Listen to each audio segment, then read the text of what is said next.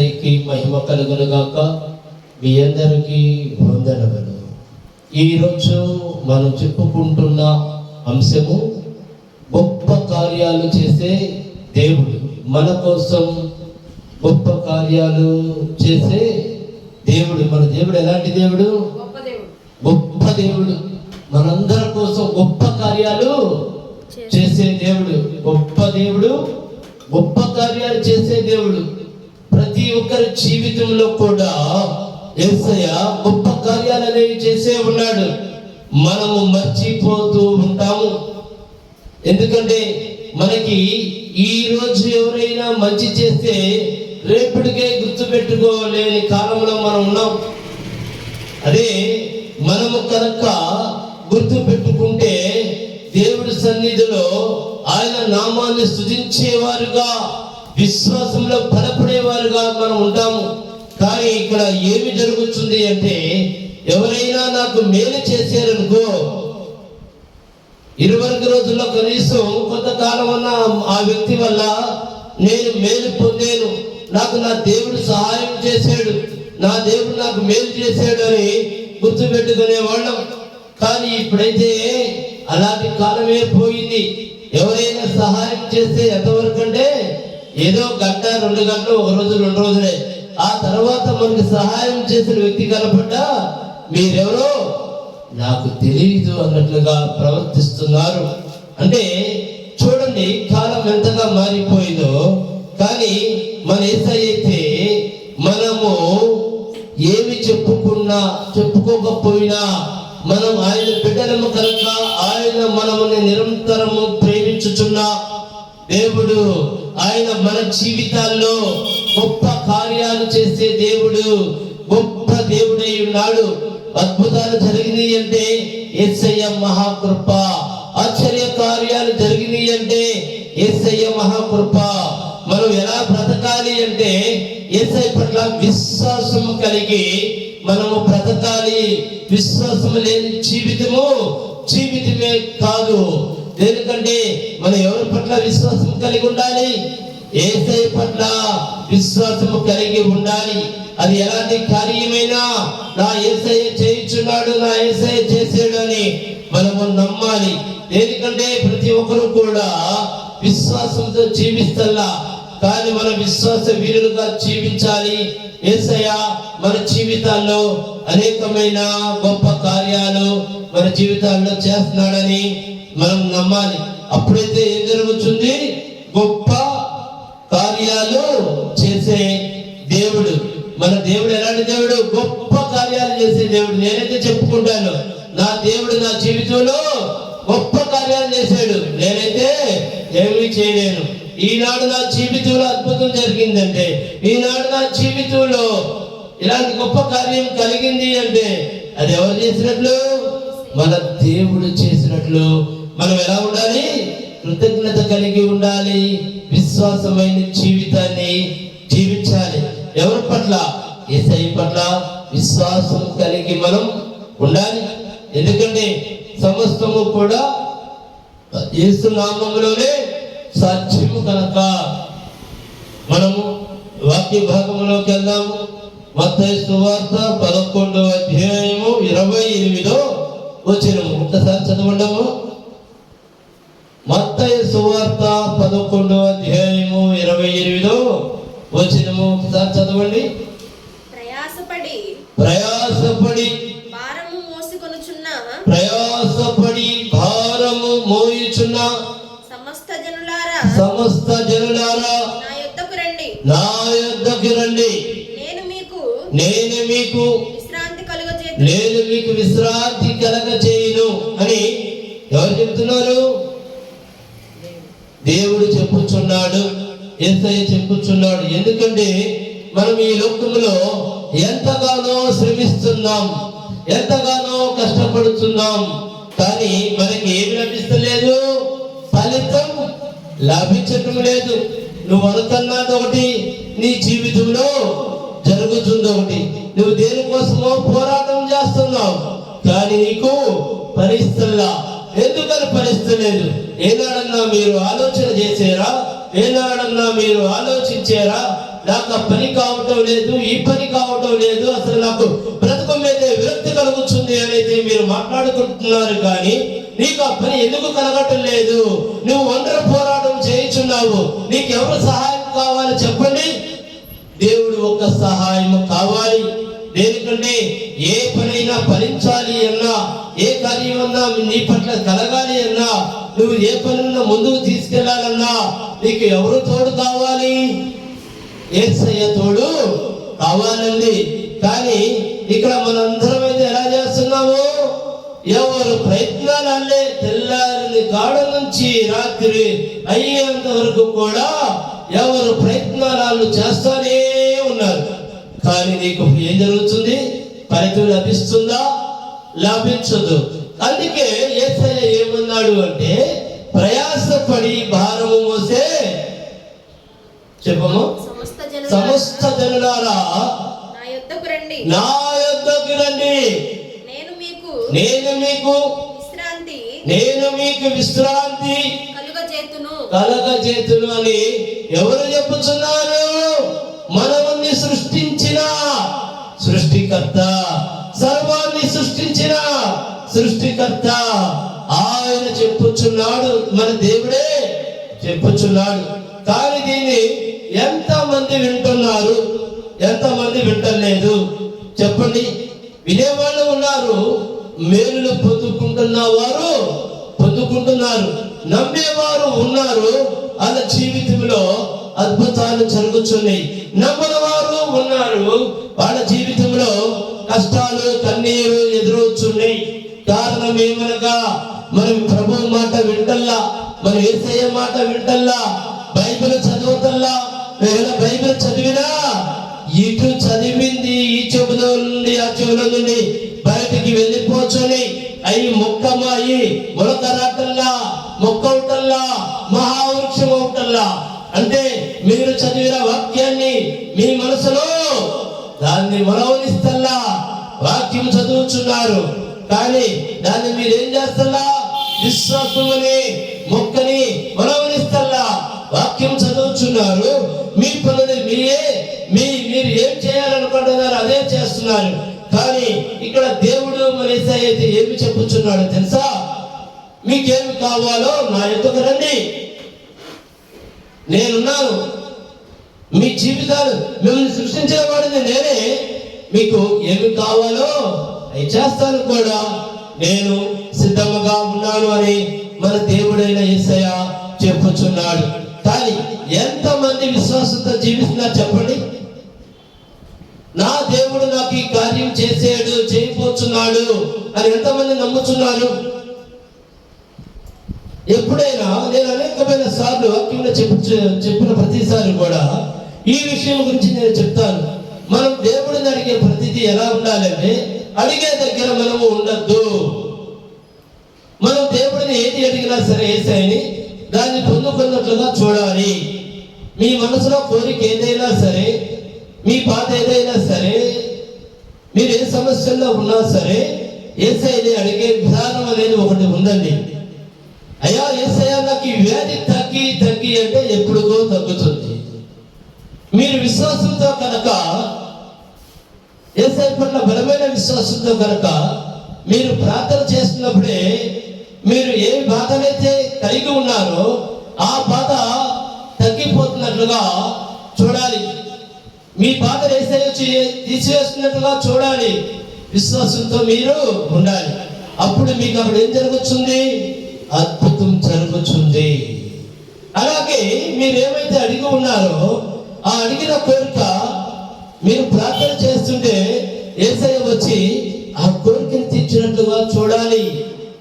మీరు అలాగే నమ్మాలి, నా యేసయ్య నా జీవితంలో ఈ కార్యం చేశాడు, ఈ అద్భుతం జరిగింది.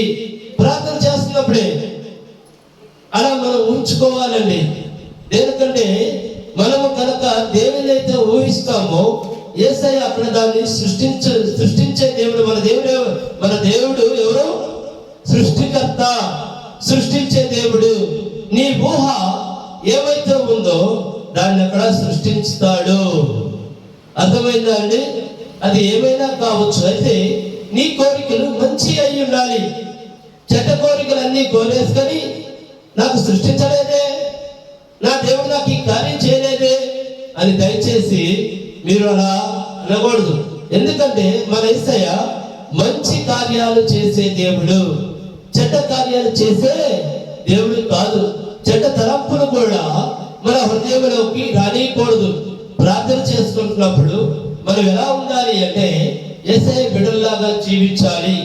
చెడ్డ తలంపులు మన హృదయంలో రోజుకి కొన్ని వేల ఆలోచనలు అపవాది తీసుకొస్తూ ఉంటాడు.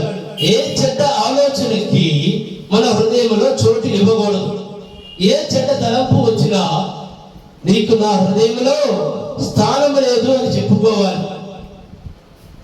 మంచి ఆలోచనలు ఎవరు తీసుకొస్తారు? దేవదూతలు తీసుకొస్తారు. మంచి ఆలోచనలు దేవదూతలు తీసుకొచ్చినప్పుడు మనం ఎలా ఉండాలి చెప్పండి? మంచి ఆలోచనలు అయితే మనం రాసుకోవాలి. మంచి ఆలోచనలు మనం ఎక్కడ దాచుకోవాలండి? మన మనస్సులో దాచుకోవాలి, హృదయంలో భద్రపరచుకోవాలి. ఎందుకు అనగా మంచి ఆలోచనలకు తక్క. కానీ మనమైతే ఏం చేస్తున్నాము? చెడ్డ ఆలోచనని మనం మనసులో దాచుకుంటున్నాము, మంచి ఆలోచనలు పట్టించుకోవట్లా. కానీ మంచి ఆలోచన కలిగింది అంటే అది దేవదూతలు తీసుకొచ్చే ఆలోచన. దాన్ని మనం మనసులో దాచుకోవాలి, ప్రార్థన చేయాలి, విశ్వాసంతో చూడాలి, మనం విశ్వాసంతో ఉండాలి. అప్పుడైతే ఏం జరుగుతుంది? మంచి ఆలోచనలు అంటారు. ఎందుకంటే మీరు గమనించారో లేరు, రాత్రి పునరుద్ధరణ దగ్గర నుంచి కూడా కళల రూపాన కొన్ని వస్తాయి. మనం మెలకువ వచ్చిన తర్వాత, పొద్దున్నే లేచిన తర్వాత అనేకమైన ఆలోచనలు నీ బుర్ర ఖాళీగా ఉంచదు. ఏదో ఒక ఆలోచన తీసుకొస్తానే ఉంటాయి. మీరు దయచేసి ఏ చెడ్డ ఆలోచనలో కూడా మీరు తల వంచొద్దు. ఎందుకంటే నీ హృదయంలోకి వచ్చే ఆలోచన, నీ మైండ్లోకి వచ్చే ఆలోచన మన సృష్టికర్త అయిన మన దేవుడు చూచుచున్నాడు.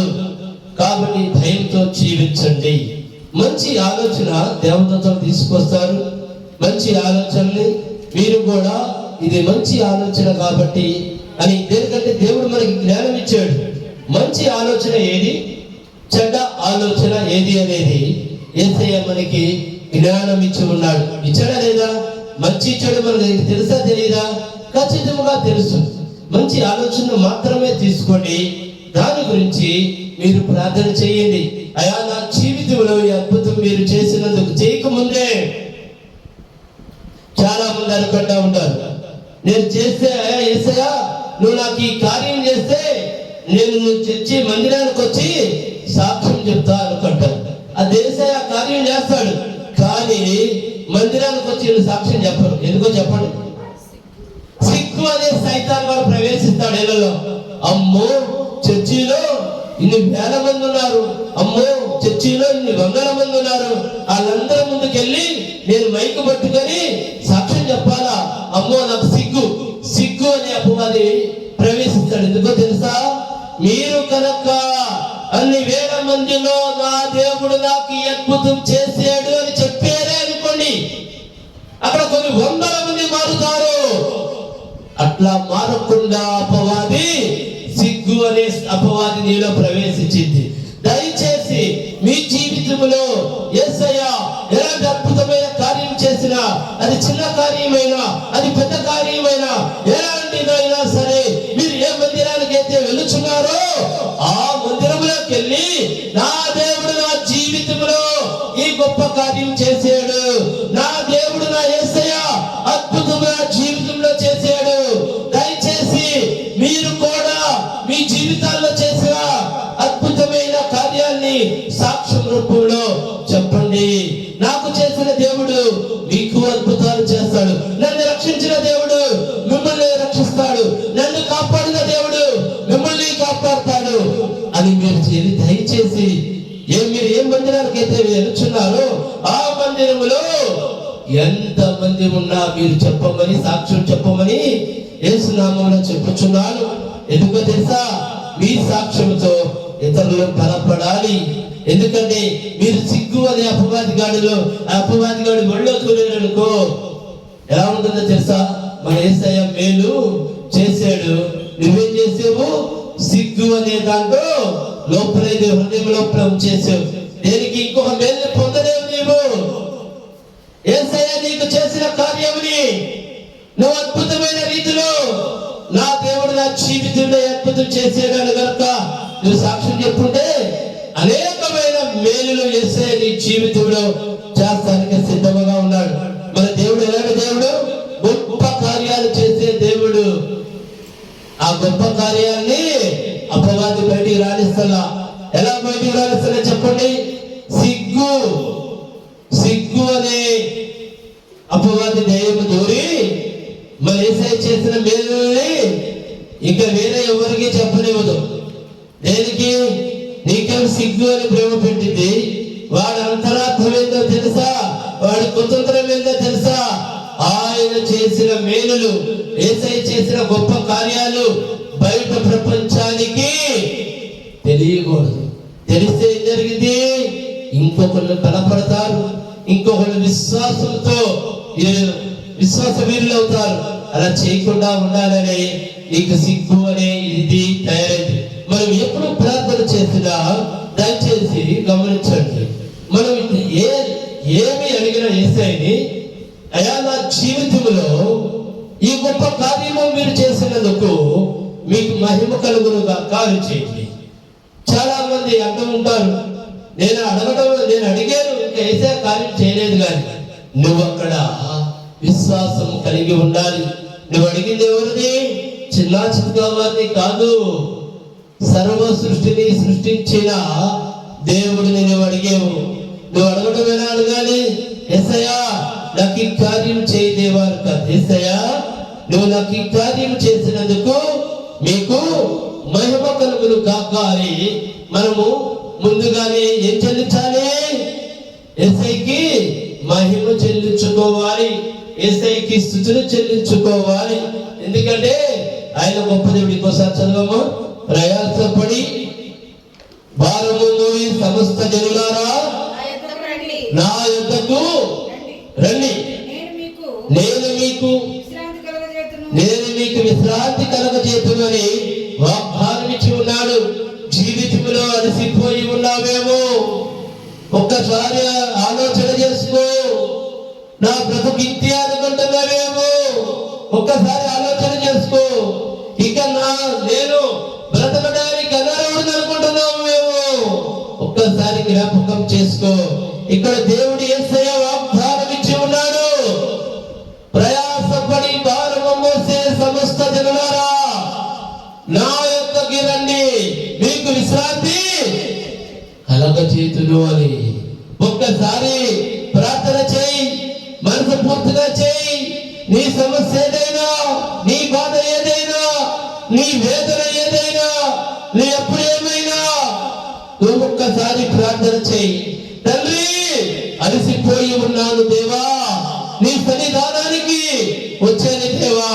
నా సమస్త భారమును నీ పాదాల చెంత పెట్టుచున్నాను దేవా. ఇక నేను, నాకు నీవే ఆధారం, నా దిక్కు నీవే, నీవు తప్ప నాకు ఇంకెవరూ లేరు దేవా అని నువ్వు బలమైన విశ్వాసముతో నమ్మి ప్రార్థన చేయి. అద్భుతాలన్నీ కూడా నీ సొంతం. దేనికంటే నమ్మిన వారికి నమ్మినంత. మన దేవుడు గొప్ప దేవుడు. ఎవరైతే నమ్ముతారో యేసయ్యని, వారి జీవితంలో అన్ని అద్భుతాలే. యేసయ్యని మనం నమ్మి జీవించాలి. దేనికంటే మనోళ్ళందరూ ఉన్నారు, అందరూ ప్రార్థన చేస్తున్నారు.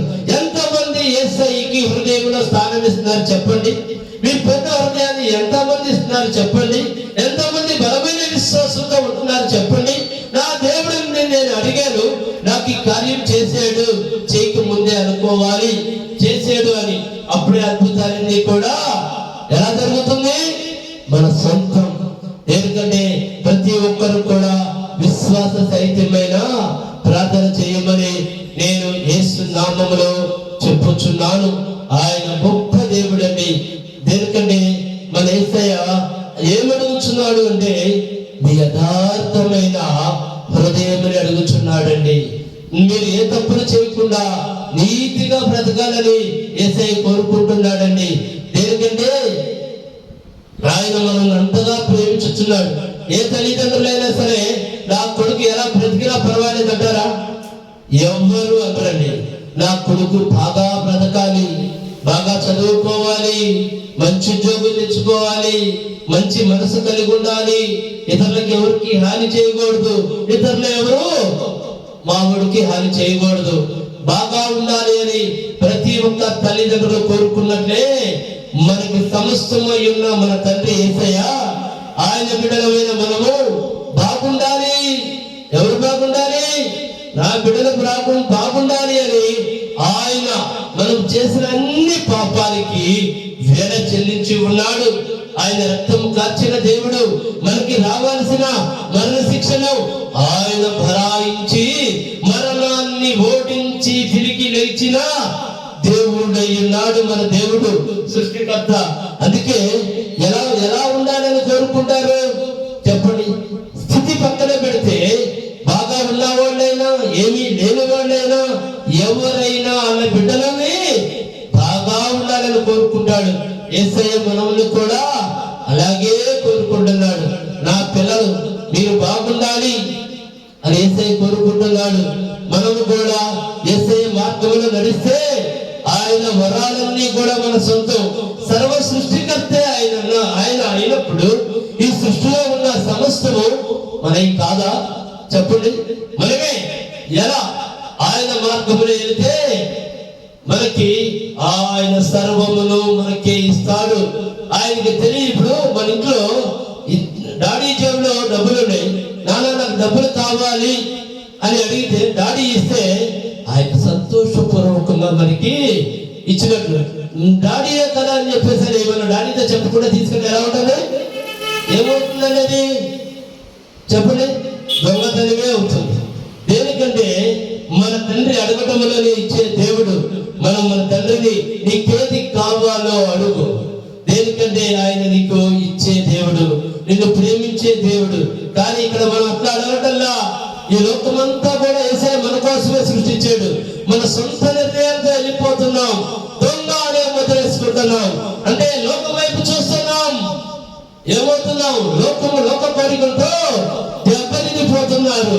నీకు సర్వం పైన అధికారం ఇచ్చినప్పుడు నువ్వు యేసయ్యని అడిగి తీసుకుంటే ఆయన ప్రేమపూర్వకంగా నీకు ఇస్తాడు, తన హృదయానికి అద్దుకుంటాడు. మనం ఎలా తీసుకోవాలి? తండ్రి ప్రేమతో తీసుకోవాలా, దొంగ అనే ముద్ర వేసుకోవాలా చెప్పండి? మన తండ్రి గొప్ప దేవుడై ఉన్నాడు. మనం ఎలా ఉండాలి? యేసయ్య బిడ్డలుగా జీవించాలి. ఆయన సర్వశక్తి కలిగిన దేవుడు కాబట్టి మనము యేసయ్య బిడ్డలుగా జీవించాలి. నువ్వు ఆయన్ని ఏదైనా అడుగు. కాకపోతే ఇక్కడ ఒకటే, నువ్వు ఏమి అడిగినా పొందినట్లుగా చూడాలి. అప్పుడు ఏం జరుగుతుంది? నువ్వు దేన్నైతే అడుగుతావో అది అక్కడ సృష్టించబడుతుంది. యేసయ్య మనకి ఆ శక్తిని ఇచ్చాడండి. మన నోటి నుంచి ఏమైతే కోరుకుంటామో, మన నాలుక ఏదైతే పలికిందో అక్కడ అది సృష్టించబడుతుంది. మన యేసయ్య మనకి అంత గొప్ప వరం ఇచ్చాడు.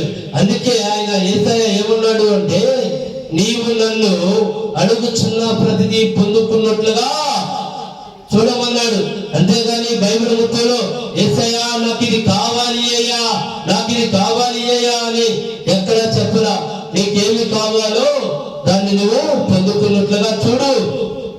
దేనికి సృష్టించబడుతుంది? దేవుడు మనకు ఆ శక్తి ఇచ్చాడు. అర్థమైందా అండి? అందుకే మనం ప్రార్థన చేసే ప్రతి విషయంలో కూడా మన జీవితంలో ఏది కావాలన్నా కూడా మనకి ఆ కార్యం అవుతున్నట్లుగా అయినట్లుగా చూడాలి. అప్పుడే యేసయ్య మన జీవితాల్లో అనేకమైన అద్భుతమైన కార్యాలు చేస్తానికి సిద్ధముగా ఉన్న దేవుడు. అందుకే మనందరం కూడా సమయం ఉన్న ప్రతిసారి కూడా దయచేసి బైబిల్ చదవండి. దేనికి అనగా బైబిల్ చదివితే ఏం జరుగుతుంది? మనకి రహస్యములు తెలుస్తాయి. ఎలాంటి రహస్యములు? దైవ చదివిన తెలుస్తాయి. మీరు చదివి వదిలేద్దండి. మీరు చదివిన దాన్ని రిపీట్ చేసుకుంటూ ఉండండి హృదయంలో. ఉదాహరణకి మీరు టీవీలో సీరియల్ చూస్తూ ఉంటారు అనుకోండి, ఆ సీరియల్ భలే చేశారు, బాగుంది అని అనుకుంటూ ఉంటారు కదా. అలాగే వాక్యం చదువుకున్న ఏదైనా సరే మీరు రిపీట్ చేసుకుంటూ ఉండండి. ఈ రోజు వాక్యం చదివాను, దేవుడు నాకు ఏ వాగ్దానం ఇచ్చాడు, అబ్బా ఈ వాగ్దానం బాగుంది, మళ్ళీ చదవాలి. చదివిందే చదువుతా ఉండండి. అప్పుడు మీకు ఏమవుతుంది, మీ హృదయంలో అది మొలక. మనం విత్తనం వేసాము, ఆ విత్తనం ఏమవుతుంది చెప్పండి, మొక్కగా మారుతుంది. అవి ఓరకనే చదువుకుంటే వెళ్ళిపోతారు చాలా మంది. నేను 10 సార్లు బైబిల్ చదివే, బైబిల్లో ఉన్నది ఏదో చెప్పగలుగుతారా చెప్పండి, చెప్పలేదు. నేను 20 సార్లు చదివే, బైబిల్లో ఉన్నది ఏదో బైబిల్ తీయకుండా మీరు చెప్పగలుగుతారా?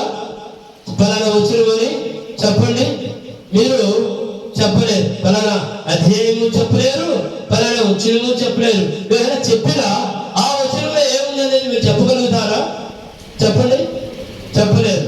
అలా కాకుండా మీరు ఎలా చేయాలి అంటే, ఈ రోజు ఒక రిఫరెన్స్ చదివారు, ఆ రిఫరెన్స్ రోజు చదువుతూనే ఉండండి. చదువుగా ఏమైంది మనకి గుర్తుండిపోయింది కాదా? అది మన హృదయంలో మొలకైంది. విత్తనం వేసేమో మొలకైంది, ఆ మొలక ఏమైంది చెట్టు అయింది, ఆ చెట్టు ఏమైంది మహా వృక్షమైంది. అలాగే మనం చాలా మంది దగ్గర నేను విన్నానండి, మీరెవరు దయచేసి ఎవరికోవద్దు, నేను 10 సార్లు బైబిల్ చదివేనయ్యా, నేను 20 సార్లు బైబిల్ మొత్తం చదివేసేది. ఏమన్నా గుర్తుందా? ఏమీ లేదు. అలాగే మనం ఒకసారి మనం బైబిల్ తీసుకుని ఒక రిఫరెన్స్ మొత్తం చదివేసామండి, దాన్ని రోజు చదవండి. రోజు మనం చూడకుండా స్కూల్లో పిల్లలకి పాఠాలు ఎట్లా నేర్పిస్తారు, ఓరగా చదివేసుకొని వెళ్ళిపోతా ఉన్నారనుకోండి, వాళ్ళకి ఏదో జ్ఞాపకం ఉంటుందా? ఏదైనా ఎగ్జామ్స్ లో రాయగలుగుతారా? ఎందుకు? చిన్నప్పుడు 1వ తరగతి దగ్గర నుంచి ఎల్కేజీ దగ్గర నుండి ఒకే అక్షరాన్ని ఎన్నిసార్లు ఎందుకు తీస్తారండి? అది గుర్తుండిపోవాలి. మనం ఉన్నంత వరకు ఆ అక్షరం గుర్తుండాలి. అదే విధముగా మనము బైబిల్ ఓరగానే చదువుకుంటూ వెళ్ళిపోయారనుకోండి, మీకేమీ గుర్తుండదు. చదివిన బైబిల్ని ఒక రిఫరెన్స్ ని చదివిందే చదువుతా కనుకోండి, ఏం జరిగింది చెప్పండి? ఖచ్చితంగా మన హృదయంలో అది నాటుకుపోయింది. అర్థమైందా? 20 సార్లు బైబిల్ చదివినా ఒకటే, మీరు ఒక్కసారి బైబిల్ చదివినా ఒకటే. చదివిన బైబిల్ని మన హృదయంలో పదిలంగా దాచుకోవాలి. అర్థమైందండి? అలా ఉన్నవాళ్ళు ఉన్నారు మహాభక్తులు, ఎందుకంటే బైబిల్ చూడకుండా అలా చెప్పగలుగుతారు. ఇక వాళ్ళకి వేరే ప్రపంచం లేదు. తెల్లవారి దగ్గర నుంచి రాత్రి పడుకునేంత వరకు కూడా వాళ్ళు బైబిల్తోనే ఉంటారు, యేసయ్యతోనే ఉంటారు. బైబిల్ తీసుకుని చదువుతూనే ఉంటారు. అప్పుడు వాళ్ళకి ఏం జరుగుతుంది చెప్పండి? గుర్తుండిపోయింది. మనకు ఒకటి గుర్తుండాలంటే ఏం చేయాలి? 1కి 10 సార్లు చూడాలి, 1కి 10 సార్లు చేయాలి. అప్పుడే మనకి ఏం గుర్తుంటుంది. అందుకే ఒక్కసారి కనుక ఏది చూసినా మీకు దయచేసి గుర్తుండదు. ఒక్కసారి మీరు ఏమి చదివినా మీకు దయచేసి గుర్తుండదు. మనం చదువుతూనే ఉండాలి. ఒక రిఫరెన్స్ ఉంది, 10 సార్లు చదవండి. చదివి ఏమవుతుంది? మన హృదయంలో ముద్ర పడుతుంది, మన హృదయంలో నాటబడుతుంది. అందుకే మనందరము కూడా బైబిల్ ఊరకనే దయచేసి చదువుకుండా వెళ్ళొద్దండి. ఈ రోజు ఒక వచనం తీసేరు, బైబిల్ చదవండి, ప్రార్థన చేయండి, ఆ వచనం చదవండి. అర్థమైందా? మీరు అలా కనుక చేస్తూ ఉంటే అసలు మన జీవితం ఎంత ఆనందముగానో ఉంటుంది. దయచేసి ఈ వారము సమయం సరిపోకపోవడం వల్ల రేపు వచ్చే వారము మళ్ళీ చెప్పుకున్నాం. మన దేవుడు గొప్ప కార్యాలు చేసే దేవుడు. ఎందుకంటే ఆయనకి సమస్తము సాధ్యమైంది కనుక ఆయనే సర్వ సృష్టి కనుక ఆయనే సర్వ సృష్టిని సృష్టించిన దేవుడు, మనల్ని సృష్టించిన దేవుడు. దయచేసి తలలో ఉంచుకుంటే ప్రార్థన చేసుకుందాం. ఆ గొప్ప దేవ, మా యేసయ్య, మా తండ్రి, నాయన ఓరుకనే తండ్రి, అయ్యా బైబిల్ చదువుకుంటూ వెళ్ళేవారు చాలా మంది ఉన్నారు తండ్రి. చదివినంతసేపే నాయన గుర్తుంటుంది తండ్రి, తర్వాత గుర్తుండదు దేవా. నాయన బైబిల్ చదివిన ప్రతిసారి తండ్రి, నాయన బైబిల్లో ఉన్న వాక్యములు తండ్రి, నాయన బైబిల్ ఎంతమంది అయితే చదువుచున్నారు తండ్రి, అయా వారు హృదయముల వాక్యములు తండ్రి నాటమని అడుగుచున్నాను తండ్రి, నాయన పరిపదేమని అడుగుచున్నాను తండ్రి. నాయన మా హృదయంలో తండ్రి అయా వాక్యములు దాసమని అడుగుచున్నాను తండ్రి. మమ్మల్ని అందరినీ దేవా కరుణించి కాపాడి రక్షించమని నజరేయుడైన యేసుక్రీస్తు నామములో ప్రార్థించి అడిగి వేడుకొనుచున్నాను మా ప్రియ పరలోకపు తండ్రి. ఆమేన్, ఆమేన్, ఆమేన్. మీ అందరికీ ప్రార్థన తీసుకుందాం. తండ్రి, కుమార, పరిశుద్ధాత్మ నామములో త్రియేక దేవుని కాపుదల మనందరికీ తోడు నీడగా ఉండునుగాక. ఆమేన్, ఆమేన్, ఆమేన్. మా అడ్రస్ మదర్ తెరీసా వీధి, ఐతా నగర్, తెనాలి, గుంటూరు జిల్లా.